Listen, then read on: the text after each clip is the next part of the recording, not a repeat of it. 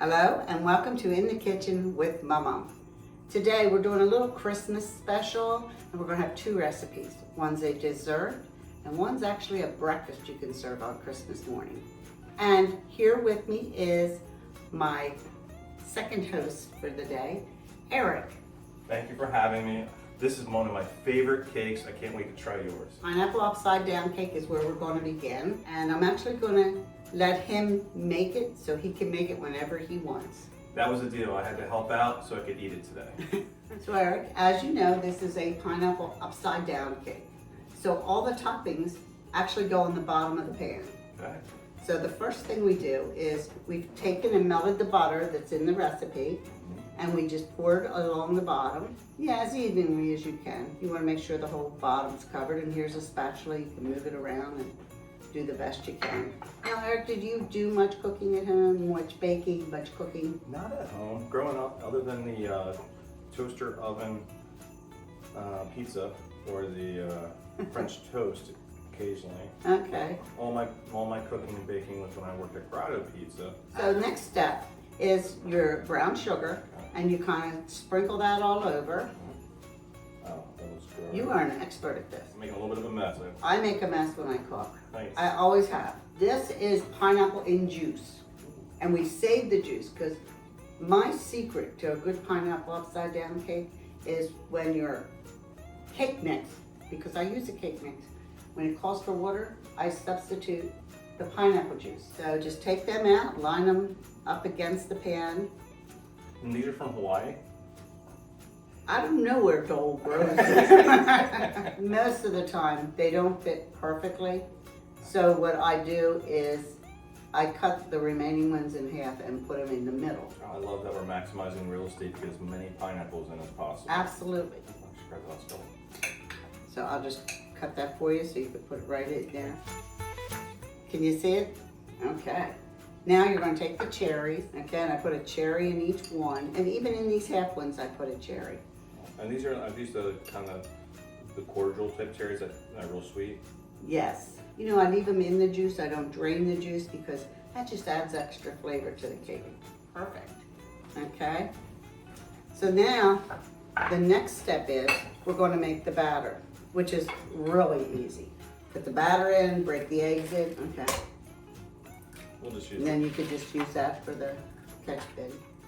Okay. Just making sure no shell goes in. I know that's the only thing you have to worry about. And then we have our juice. Just take this whole thing? Yeah, just dump it in there. And then here's the oil. All right. And so we have everything in there. Going to mix it for 2 minutes. There you go. And then you'll want to wipe around the edges as it gets mixed. So now you're just going to pour that over top of this. That looks so good. It's golden I yellow. know. Don't you wish you could just put your finger in there? Yeah. Back in the day, we used to lick the beaters and everything else. There's 5 kids in my family. We would do the same thing with beaters. We'd even bring a spatula up and hit the walls of the mixing bowl. Yeah. This was a lot easier than I thought. See? That looks great. Okay, so we're going to put this in the oven, and we'll be back in 40 minutes to show you how to flip it. Now, we've taken it out of the oven. It's been in there 40 minutes exactly. Maybe you should flip it. Sure. Have you ever flipped a cake I have before? Not. Okay, you take it and you hold the handle of both the dish and that, and then you flip it over. Okay, and then you try to, there, you're good. And then we leave it sit for 5 minutes, and that way everything sinks off of the bottom of the thing. Okay. How long after we open it up is it allowed to be eaten? I'd say 15-20 minutes. It's best when it's warm. I love that. Okay? See you in about 5 minutes when we take this off. So it is now time to remove the outer shell of our cake here. The one thing I was telling you for our viewers is that if you were here, you could smell how good this smells. It does smell good. Permeates through the house, as a matter of fact. Success. It has nothing. Looks like we're in good shape. Yeah. And see how beautiful that turned out. How easy can a cake get? We're going to let it cool, and then we'll let you know how it is. It has had its time cooling, and now we're going to cut it and taste it. Are you ready, Eric? This is my favorite part. Are you ready? I couldn't be more ready. Okay, so I'm going to cut it and hand you a piece. I feel like it's our birthday already. I know. That's right, we are a date. Yeah, that's right. I should have put a candle on it and sang. For both of us. Be honest. That's so good. Is it? That was- Okay.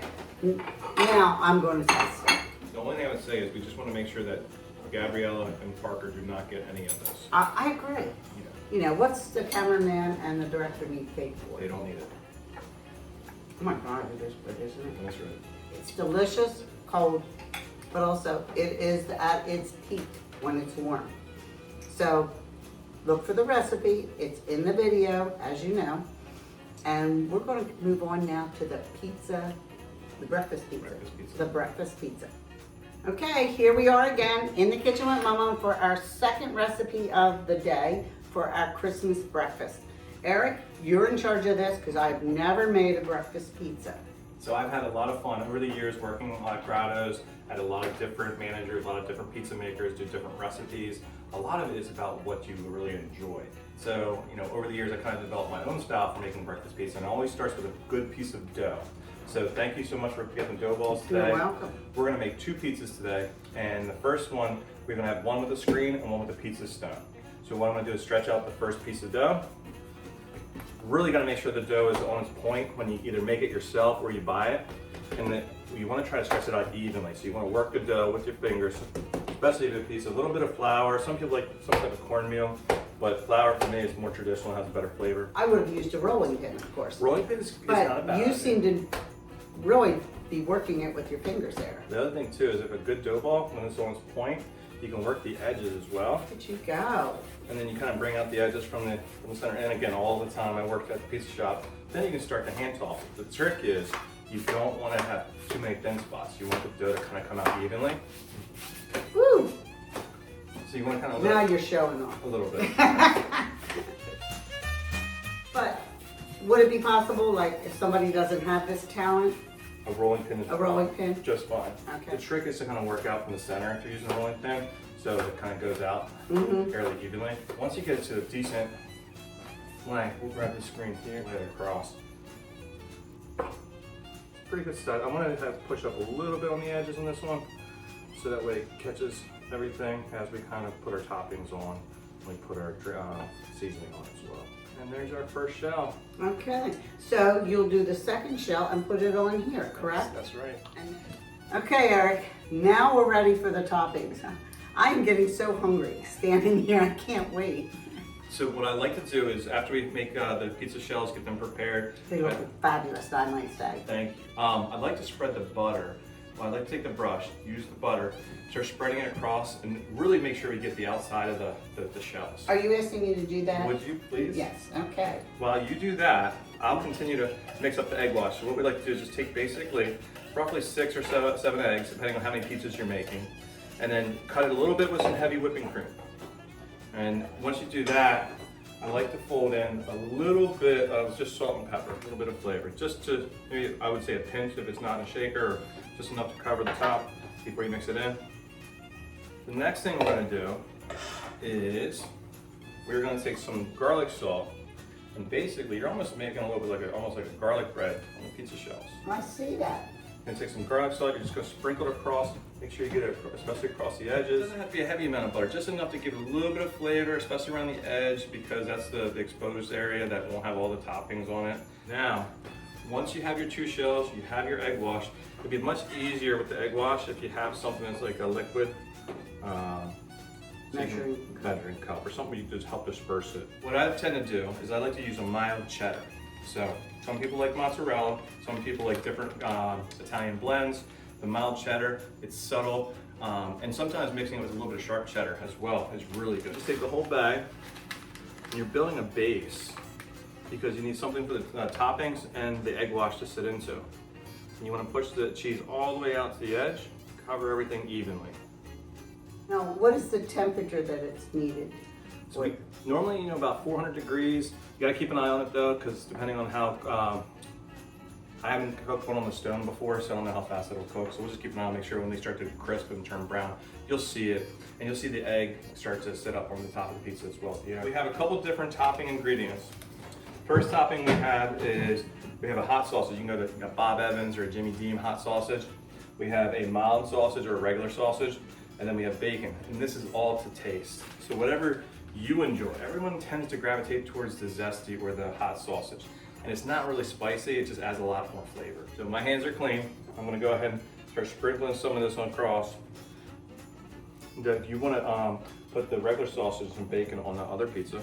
Okay, I can see that. And you're just doing it to taste and to aesthetics. How about the sausage that gets away from you? Oh, I think that's where my dogs normally help out. Kelsey, I should have known, 'cause I had the jersey on. Yeah. Kelsey is actually really a human in dog form, Yeah. and she knows all about spare Yes, toppings. she does. Okay, Eric, what are we doing now? So now we want to put the egg wash on. The great thing is we're going to cook these pizzas for roughly at 400 degrees for 30 minutes, keeping an eye on them, making sure to see how fast they cook. But you'll know when they're done because you'll see the egg wash on the top starting to kind of fill up Okay. for the process. So what I like to do is using a liquid dispenser.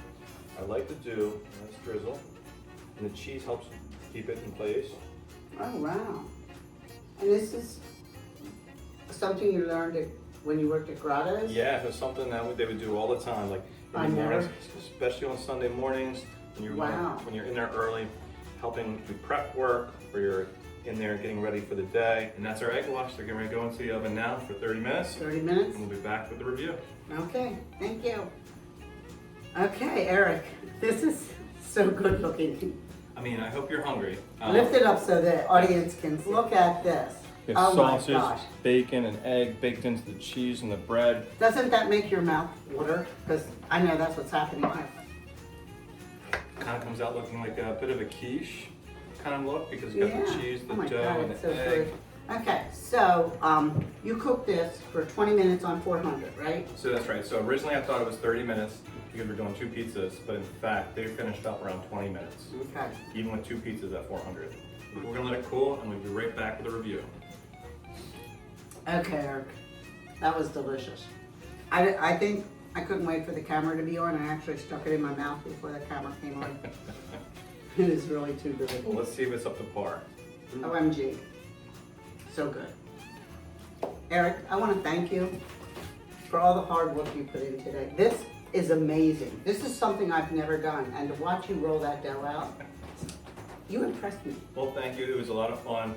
I know my niece Ella, she loves the pizza when we go out to the Outer Banks and try to make breakfast pizzas while we're on vacation.